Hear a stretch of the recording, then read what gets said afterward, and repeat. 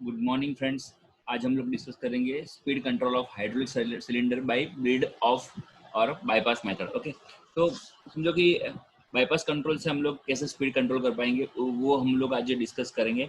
Okay, तो इससे पहले हम लोगों ने जो सिलेंडर की जो स्पीड कंट्रोलिंग की जो मेथड थी बराबर, उसमें क्या था हम लोगों ने जो डिस्कस किया था बराबर कि मीटर इन और मीटर आउट सर्किट के बारे में। ओके, तो समझो यहाँ पे क्या होता है कि जो मीटर इन और मीटर आउट जैसी समझो कि उसमें क्या था कि मीटर इन में क्या होता है अमाउंट ऑफ लिक्विड जो एक्चुएटर में एंटर हो रहा था। ओके, मीटर इन सर्किट में क्या था अमाउंट ऑफ लिक्विड जो समझो एक्चुएटर में एंटर हो रहा था उसको हम लोग कंट्रोल करके मीटर इन सर्किट को हम लोग कंट्रोल करते थे पूरी की पूरी। ठीक है, और समझो कि देन समझो क्या क्या था एक्चुअल जो मूवमेंट था उसको हम लोग कंट्रोल करते थे। ओके, देन समझो कि मीटर आउट सर्किट में क्या था हम लोग अमाउंट ऑफ लिक्विड जो लीव हो रहा था उसको हम लोग कंट्रोल करके मीटर आउट सर्किट में समझो कि जो फ्लो कंट्रोल वाल लगा के हम लोगों ने डिस्कस किया था वैसे लास्ट लेक्चर में। ठीक है, तो समझो कि हम लोग जो लिक्विड जो एक्चुएटर में से जो आउट हो रहा है उसको कंट्रोल करके हम लोग मीटर आउट सर्किट को कंट्रोल कर रहे थे पूरी की पूरी। ठीक है, उसकी स्पीड को कंट्रोल कर रहे थे। ठीक है, तो समझो यहाँ पे ब्लीड ऑफ सर्किट में है क्या। ओके, तो ब्लीड ऑफ सर्किट में समझो कि ये ब्लीड ऑफ सर्किट बनाने की जरूरत क्यों पड़ी सबसे पहले। ओके, जो मीटर इन सर्किट थी meter meter out circuit cylinder की जो हाइड्रोलिक सिलेंडर के लिए थी बराबर कंट्रोल करने के लिए। ठीक है, तो ये नई सर्किट इन्वेंट करने की जरूरत क्यों पड़ी उसके बारे में थोड़ा डिस्कस करते हैं। ठीक है, तो सबसे पहले समझो कि हम लोगों ने देखा था मीटर इन और मीटर आउट सर्किट में क्या था। मीटर इन सर्किट की बात करें तो हम लोग जो सिलेंडर में जो हमारा आप प्रीवियस वीडियोस में जाके देख लेना। ओके, कि जो हमारा जो ये सिलेंडर था ठीक है उसके अंदर जो हमारा फ्लूइड एंटर हो रहा था बराबर। ठीक है, तो समझो कि उससे पहले हम लोग यहाँ पे एफसीवी फ्लो कंट्रोल वाल लगाते थे। ठीक है, ठीक है, ये हम लोग अभी जस्ट डिस्कस कर रहे हैं मीटर इन और मीटर आउट सर्किट की बराबर। क्यों, क्योंकि एक्सप्लेनेशन के लिए ब्रीड ऑफ सर्किट की जरूरत क्यों पड़ी। ओके, तो उससे पहले हम लोग एफसीवी लगाते थे। ठीक है, तो यहाँ पे समझो कि फ्लो कंट्रोल वाला अगर समझो कि हम लोग फ्लो को कंट्रोल कर रहे हैं। ठीक है, तो क्या हो रहा है कि यहाँ पे कुछ थ्रोटल वाल जैसा लगाना पड़ेगा अगर फ्लो को कंट्रोल करना है तो। ठीक है, तो यहाँ पे एक थ्रोटल वाल लगाना पड़ेगा। ठीक है, तो समझो कि मीटर इन सर्किट में हम लोग एग्जैक्ट जो हमारा फ्लूइड यहाँ पे इन हो रहा है सिलेंडर में उससे पहले हम लोग फ्लो कंट्रोल वाल को लगा देते। तो फ्लो कंट्रोल करने के लिए क्या करना पड़ेगा, फ्लो को रिड्यूस करने के लिए तो समझो कि कुछ भी कंट्रोल करने के लिए यहाँ पे थ्रोटल वाल को लगाना पड़ेगा। तो थ्रोटल वाल जो है वो क्या करेगा, वो समझो यहाँ से थ्रोटल अगर हम लोग थ्रोटल कर देते हैं कोई भी फ्लूइड को। ठीक है, उसकी स्पीड में कुछ भी वेरिएशन करते हैं तो उसके अंदर क्या होगा, हीट जनरेट होगी। ठीक है, तो जो हीट जनरेट होती है वो भी समझो कि हम जो हीट जनरेट यहाँ पे हुई वो भी सिलेंडर में जाने वाली है किसके साथ में, हमारी फ्लूइड के साथ में। तो क्या होता है कि वो सिलेंडर को समझो कि अगर समझो कि हमारे फ्लूइड के साथ अगर हीट भी अंदर उसके अंदर जाए ठीक है तो वो सिलेंडर की लाइफ के लिए अच्छा नहीं है। ठीक है, तो इसलिए समझो कि यहाँ पे समझो कि हीट को कंट्रोल करने के लिए जो हीट है वो ना जाए सिलेंडर के लिए उसके अंदर, इसलिए हम लोग ब्लेड ऑफ सर्किट का यूज कर रहे हैं। ठीक है, अभी बात करेंगे नेक्स्ट। ओके, ऐसे ही समझो कि ये हमारा सिलेंडर था, हम लोग मीटर आउट सर्किट की बात कर रहे हैं अभी। ओके, थोड़ा रिवीजन भी हो जाएगा मीटर आउट सर्किट का। ओके, तो हमारा जो सिलेंडर है ठीक है, जो यहाँ पे हमारा इन था ये इन है और ये हमारा आउट। ठीक है, तो मीटर आउट सर्किट में क्या था हम लोग यहाँ पे थ्रोटल वाल लगाते थे आउट में। ठीक है, तो क्या होता यहाँ पे हमारा जो मीटर आउट में हम लोग एफ लगाते थे फ्लो कंट्रोल वाल। ठीक है, तो ये जो फ्लो कंट्रोल यहाँ पे भी समझो कि सेम फ्लो कंट्रोल करने के लिए यहाँ पे मीटर आउट में से जो भी हमारा फ्लूइड बाहर निकल रहा है उसके लिए भी हम लोगों को यहाँ पे थ्रोटल वाल लगाना पड़ता है। ठीक है, तो थ्रोटल वाल अगर समझो कि हम लोग लगाते हैं ठीक है तो उसके कारण क्या होगा कि हमारा जो समझो कि थ्रोटल के कारण यहाँ पे भी हीट जनरेट होती। ठीक है, तो जो हमारा जो अगर समझो कि हीट जनरेट होती ठीक है तो हमारा जो यहाँ पे जो ये मेन जो 4/3 पोजीशन जो जो डीसी स्प्रिंग लोडेड डीसी वाल जो हमारा है ठीक है ये वाल को प्रॉब्लम होती। ठीक है, तो ये वाल को प्रॉब्लम ना हो क्योंकि ये हीट इसके साथ में यहाँ पे अंदर जाने वाली है। ठीक है, तो उसके कारण समझो कि जो डायरेक्शनल कंट्रोल वाल जो डीसीवी जो हमारा है उसमें प्रॉब्लम ना हो, इसलिए हम लोग ये प्रॉब्लम को एलिमिनेट करने के लिए यहाँ पे ब्लीड ऑफ और बाईपास सर्किट की जरूरत पड़ती है। ठीक है, तो समझो ब्लीड ऑफ और बाईपास जो है बराबर। ओके, तो अभी हम लोग बात करेंगे speed control of hydraulic cylinder by bleed off और बाईपास कंट्रोल। ठीक है, तो कैसे होता है यहाँ पे बाईपास कंट्रोल। ठीक है, तो यहाँ पे एक सिंपल डिफरेंस यही है कि हम लोग जो वाल यहाँ पे फ्लो को कंट्रोल करने के लिए जो वाल यहाँ पे लगा देते पहले और यहाँ पे लगा देते, ठीक है, जो ये मीटर इन में हम लोग यहाँ पे लगा देते और मीटर आउट में हम लोग यहाँ पे लगा देते। ठीक है, तो समझो कि वो वाल यहाँ पे पहले ब्लीड उससे पहले समझो कि एंटर होने से पहले फ्लूइड हमारा वाल में से पास हो उससे पहले हम लोग यहाँ पे ब्लीड ऑफ वाल एडवांस में लगाते हैं, पहले ही लगा देते हैं। ओके, इन ब्लीड ऑफ और bypass control circuit flow control वाल is placed in between pump and return line. Okay, pump और रिटर्न लाइन के बीच में यहाँ पे हम लोग ये लगाते हैं ब्लीड ऑफ वाल। ठीक है, this is used to control the speed of forwarding and backward motion of the cylinder। okay, कि जो समझो कि यहाँ पे एडवांस में हम लोग जो ब्लीड ऑफ वाल लगाते हैं उसके कारण क्या होता है कि जो स्पीड का कंट्रोल होता है। ठीक है, और typical bleed of circuit is not installed directly feed line, हम लोग फीड लाइन में डायरेक्टली उसको यहाँ पे नहीं लगाते। ठीक है, उसको हम लोग कहाँ पे लगाते हैं, पहले ही लगा देते हैं जहाँ पे हमारा समझो कि पंप एंड रिटर्न लाइन के बीच में हम लोग लगा देते हैं। ठीक है, okay. A valve regulates flow to a cylinder by diverting and adjustable portion of the pump flow to the tank। okay,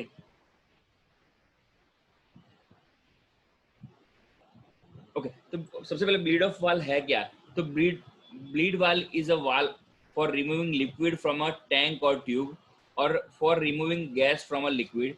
the समझो कि calipers of hydraulic brakes are fitted with the bleed valve to allow trapped air to be removed। The manual bleed valve allows the manual release of the air pressure from the okay okay.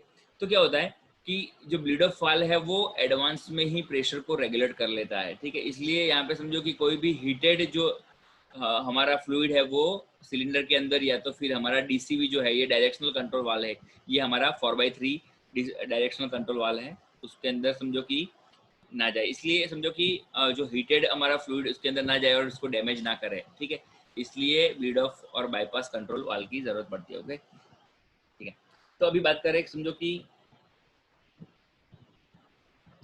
it does not give a positive drive control, speed fluctuation is occurred if the occurred if flow rate is fluctuating। okay, heat generated due to the throttling resistance is directly passing through tank। okay, तो समझो कि जो throttling system से जो heat generate हो रही है वो directly passing to the tank, वो टैंक के अंदर directly pass. This method is not suitable for the speed control of hydraulic actuator with the accumulator. Okay, तो ये जो स्पीड कंट्रोल के लिए ये समझो जो हाइड्रोलिक एक्चुएटर विद द एक्यूमुलेटर्स जो है उसके साथ में ये स्पीड कंट्रोल करने के लिए ये सुटेबल नहीं है। ठीक है, तो ये है ब्लीड ऑफ और बाईपास वाल। इन शॉर्ट समझो कि जो मीटर इन और मीटर आउट सर्किट में यहाँ पे हम लोग वाल जो एफसीवी लगाते थे फ्लो कंट्रोल वाल, उसकी जगह पे यहाँ पे ब्लीड ऑफ वाल और फ्लो कंट्रोल वाल हम लोग यहाँ पे एडवांस में लगाते हैं। ठीक है, पहले। ठीक है, तो अभी हम लोग डिस्कस करेंगे नेक्स्ट जो टॉपिक की उसके बारे में बात करें तो वो है रीजनरेटिव सर्किट के बारे में। ठीक है, ओके, देन अभी जस्ट बात करते हैं रीजनरेटिव सर्किट। तो रीजनरेटिव सर्किट यानी उसका मतलब ये होता है कि कुछ the return lines from the cylinder is connected back to the supply line. Okay, तो समझो रीजनरेटिव का मतलब ये होता है, ठीक है, कि जो हमारी समझो आज तक हम लोग जो भी यहाँ पे हम लोग ये फॉरवर्ड और बैकवर्ड जो रिटर्न स्टॉक जो भी हम लोग यहाँ पे यूज कर रहे थे, समझो कि ये हमारा वाल है, ये हमारा नॉर्मल जो सर्किट है ये हमारा पंप है। ठीक है, ये समझो कि गेजिस और सब कुछ यहाँ पे मोटर, ये हमारी ये समझो कि ये रिजर्वायर है। ठीक है, ये सब कुछ समझो कि सेम सिस्टम से यहाँ पे लगा हुआ है। पर यहाँ पे रीजनरेशन में है क्या वो अभी मैं डिस्कस करता हूँ। ओके, कि अभी समझो कि जब जब हम लोग यहाँ पे हमारा जो फर्स्ट वॉल समझो कि हमारा जो ये लाइन हमारी ओपन होती है, जब समझो कि इनिशियली प्रेशर से ये लाइन हमारी ओपन होती है। ठीक है, तो क्या होता है समझो कि नॉर्मल केस में समझो कि यहाँ से ये पिस्टन ऐसे मूव करेगा। ठीक है, और जो यहाँ का जो फ्लूइड यहाँ पे है वो रिटर्न वापस हमारे रिजर्वायर में आ जाएगा। ठीक है, पर यहाँ पे समझो कि ये जो रिटर्न जो हमारा फ्लूइड यहाँ पे रिजर्वायर में आ रहा है, ठीक है, उसमें भी समझो कि कुछ हद तक उसके अंदर प्रेशर होता है, ठीक है। उसके अंदर कुछ समझो कि समझो कि एक पॉजिटिव जो प्रेशर जो उसके अंदर होता है, ठीक है, जो प्रेशर जो है उसका हम लोग यहाँ पे यूज करके उसको फिर से यहाँ पे ये लाइन में ले जाते हैं, ठीक है। वो प्रेशर को यूज करके हम लोग फिर से यानी वाल्व की अरेंजमेंट उस हिसाब से करी हुई होती है कि जिसके कारण समझो कि जो फॉरवर्ड और रिटर्न स्टॉक में जो हम लोग समझो कि जो हमारी सप्लाई लाइन जो है, जो सप्लाई है, ये सप्लाई लाइन जो है हमारी, ठीक है, तो समझो कि वो सप्लाई को यूज करके हम लोग फिर से उसको समझो कि एक प्रेशर एक ज्यादा इफेक्ट देने के लिए वो यूज करते हैं, इसलिए इसको रीजनरेटिव सर्किट बोलते हैं। तो return line of the cylinder is connected back to the supply line. जो रिटर्न जो यहाँ का जो प्रेशर जो समझो जो बाहर हम लोग अभी अभी तक नॉर्मल केस में जो वेस्ट होने वाला था वो प्रेशर का यूज करके हम उसको हम लोग सप्लाई लाइन में हम लोग वो प्रेशर का फिर से यूज कर रहे हैं, ठीक है। तो इसलिए उसको रीजनरेटिव बोलते हैं। उसके कारण क्या होता है कि एक बेनिफिट ये रहता है कि जो हमारा जो स्ट्रोक है उसकी स्पीड बढ़ जाती है, समझो कि स्पीड में बेनिफिट मिलता है, और समझो कि पावर में, और समझो कि एफिशिएंसी लेवल भी बढ़ता है इसमें, ठीक है। तो समझो although the both end are under the same pressure, there is a difference in the area and opposite sides of the piston, thus there is a net unbalanced force which will cause the piston to move to the right, okay. The oil leaving the rod and combines with the pump flow entering the blank end of the cylinder, okay. The regenerative circuits does increase the road extension speed, यहाँ पे speed बढ़ती है, but it is also reduce the output force of the cylinder, okay. तो ये है हमारी regenerative type की जो सर्किट्स है, उसमें सिर्फ डिफरेंस ये है जो हमारी जो यहाँ से जो प्रेशर जो हम लोग अभी अभी तक हम लोग रिजर्वायर में भेज देते थे बराबर, वो हम लोग यहाँ पे यूज कर रहे हैं।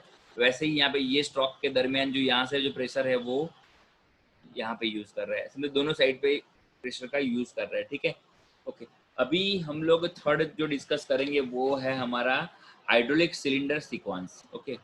ये मोस्ट इंपोर्टेंट क्वेश्चन है। ये अभी हम लोग आज के दिन में जो डिस्कस किए हम लोगों ने, सबसे पहले ब्लीड ऑफ सर्किट है, रीजनरेटिव सर्किट है, और थर्ड जो अभी आज हम लोग डिस्कस करेंगे वो है हाइड्रोलिक सिलेंडर सीक्वेंस सर्किट के बारे में बात करेंगे, ओके।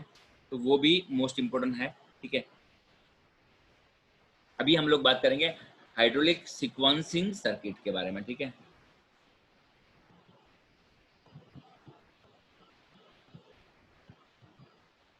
तो समझो कि ये हाइड्रोलिक सिलेंडर को सीक्वेंस करने की जरूरत क्यों पड़ती है, उसके बारे में सबसे पहले बात करेंगे हम लोग, बराबर।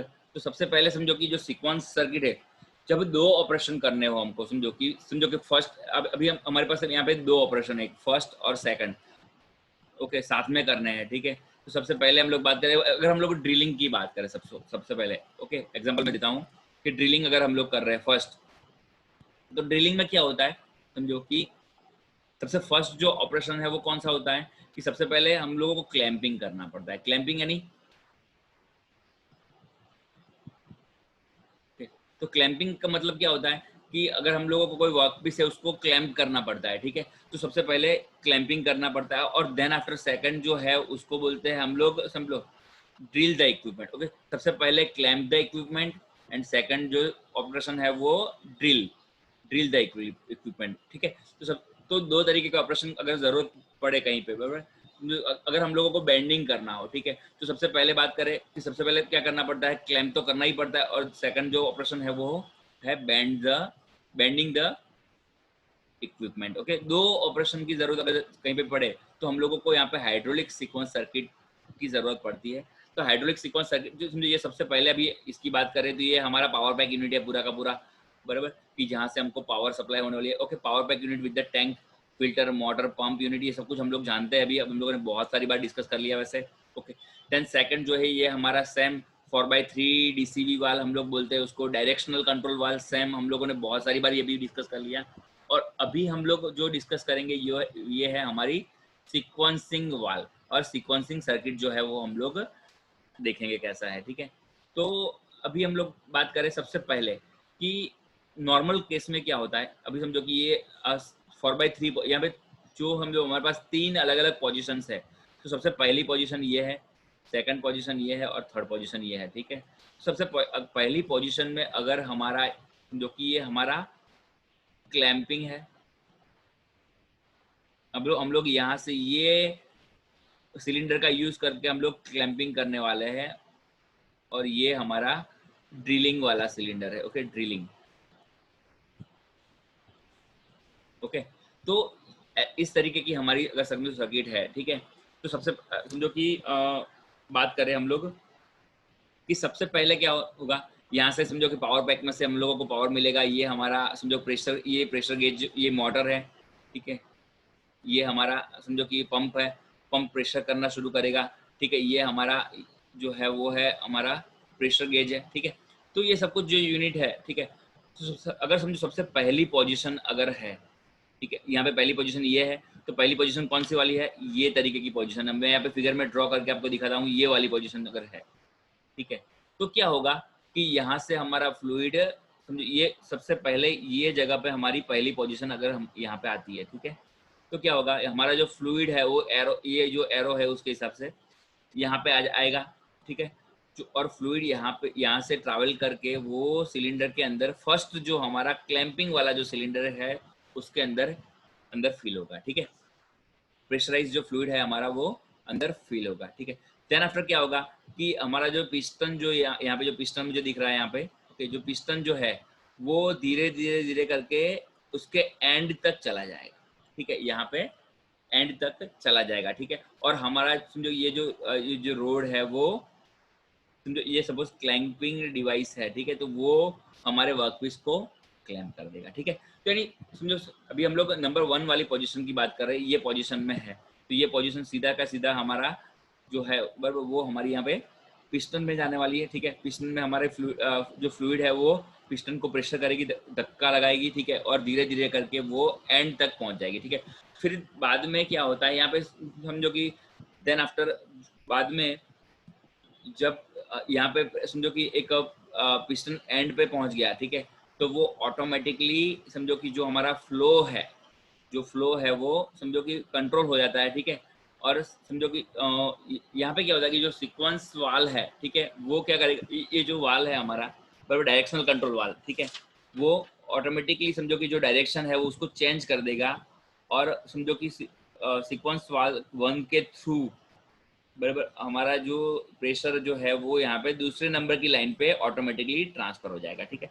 यानी यहाँ पे प्रेशर कंप्लीट हो गया फर्स्ट नंबर की लाइन पे, देन समझो क्या होगा, यहाँ पे दूसरे नंबर की लाइन पे ऑटोमेटिकली प्रेशर हमारा डाइवर्ट हो जाएगा, ठीक है।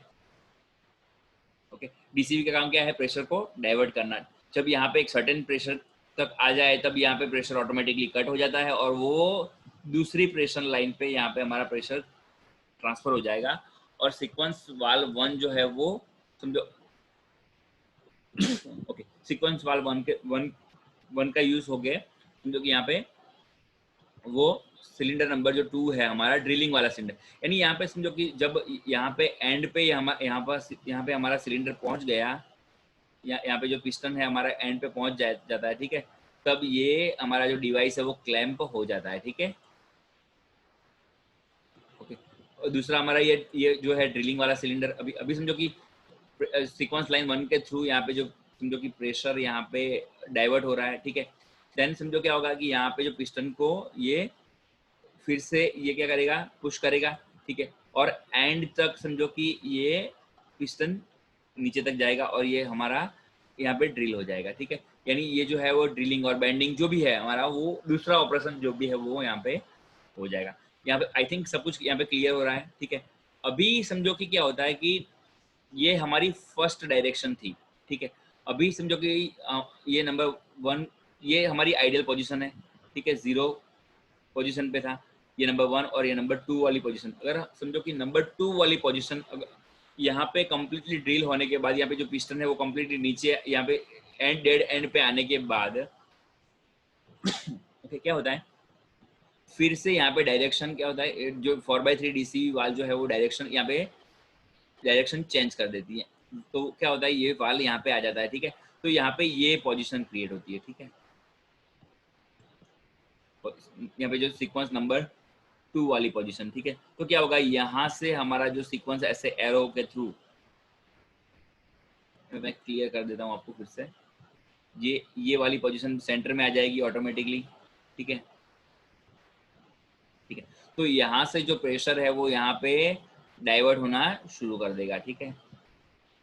और धीरे धीरे करके वो समझो कि यहाँ पे जो हमारा जो ये ड्रिलिंग वाला सिलेंडर, जो बेंडिंग वाला सिलेंडर था, वहां पे पहुंचना शुरू करेगा, ठीक है। तो फिर क्या होगा, यहाँ से अगर समझो कि यहाँ पे फ्लूइड यहाँ पे अंदर की साइड पे फील होना शुरू हो जाएगा, तो हमारा जो पिस्टन है वो ऊपर की तरफ मूवमेंट करेगा, ठीक है। तो फिर जो ड्रिल है वो समझो कि वो जो हमारा ड्रिल बिट है वो ऊपर की तरफ जाएगा और ड्रिलिंग बंद हो जाएगा, ठीक है।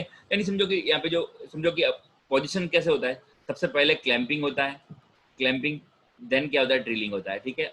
और दूसरी पोजीशन में क्या होगा, सबसे पहले अनड्रिल होगा, यानी ड्रिलिंग जो है वो ऊपर आएगा और देन आफ्टर अनक्लैंप होगा, ठीक है। और तो समझो कि अभी हम लोगों ने क्या क्लैंपिंग कर दिया, देन ड्रिलिंग कर दिया, देन समझो कि अभी क्या होगा कि अनक्लैंपिंग होगा, समझो अनड्रिलिंग होगा, यानी ड्रिलिंग हमारा बंद होगा, देन अनक्लैंपिंग होगा, ठीक है। तो ड्रिलिंग यहाँ पे बंद होगा, देन आफ्टर समझो कि यहाँ पे पिस्टन ऊपर की तरफ एंड पे यहाँ पे पहुंच गया ऊपर की तरफ, ठीक है। देन क्या होगा कि समझो कि ये एंड पे पहुंच गया, देन क्या होगा कि जो प्रेशर है वो यहाँ पे फिर से यहाँ से डाइवर्ट हो जाएगा, कहाँ पे, यहाँ की तरफ, ठीक है। सॉरी, यहाँ पे ये कंप्लीट हो गया, देन यहाँ पे यहाँ से जो प्रेशर है वो यहाँ पे कट हो जाएगा और यहाँ की तरफ डाइवर्ट हो जाएगा सीक्वेंस वाल 2 की तरफ, ठीक है। और वो यहाँ पे अभी अनक्लेम करेगा, ठीक है। यहाँ पे जो ये जो मैंने अभी ड्रॉ किया था वो गलत था वैसे, ओके, यहाँ से होगा, ओके, वो बाय मिस्टेक था। तो समझो कि ये तरीके से ये अनक्लैम्प होगा पूरा का पूरा, समझो कि सबसे पहले क्लैंपिंग हुआ, देन ड्रिलिंग हुआ, देन समझो कि जो ड्रिलिंग बंद हुआ, देन अनक्लैम्प हुआ, यानी ये चारों ऑपरेशन सीक्वेंस में होता है, इसलिए यहाँ पे हाइड्रोलिक सीक्वेंस सर्किट डिजाइन की जरूरत पड़ती है, okay. I think all things सब कुछ क्लियर हो गया होगा, okay.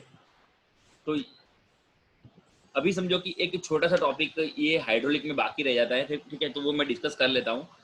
Power loss in flow control circuits, okay. ये बार बार ये क्वेश्चन पूछा जाता है वैसे, ओके। तो पावर लॉस कहाँ कहाँ पे होता है, तो सबसे पहले बात करें, सप्लाई एलिमेंट में पावर लॉस होता है, एक क्वेश्चन पूछा जाता है बार बार, थोड़ा सा मैं थियरिकल डिस्कस कर लेता हूँ वैसे आपके साथ बराबर।